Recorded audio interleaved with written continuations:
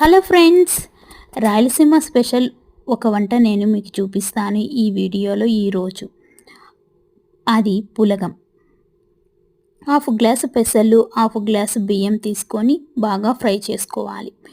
పచ్చి వాసన పోయేదాకా బాగా ఫ్రై చేసుకోవాలి. ఇలా ఫ్రై చేసుకోవడం వల్ల మనకి రైస్ పొల్లు పొల్లుగా ఉంటుంది. ఇలా ఫ్రై చేసుకున్న దాన్ని బాగా వాష్ చేసుకోవాలి. తర్వాత ఒక కుక్కర్ పెట్టి నెయ్యి వేసి బిర్యానీ ఆకు, బిర్యానీ స్పైసెస్, చెక్క మొగ్గ, పచ్చిమిర్చి వేసుకొని బాగా ఫ్రై చేసుకోవాలి. తర్వాత కొంచెం అల్లం వెల్లుల్లి పేస్ట్ వేసి బాగా ఫ్రై చేసుకోవాలి. తర్వాత నేను 1 గ్లాస్ తీసుకున్నాను కాబట్టి 2 గ్లాస్ వాటర్ తీసుకొని బాగా కడిగి పెట్టిన పెసలు, బియ్యము ఆ వాటర్ తెల్లాక అందులో వేసేయాలి.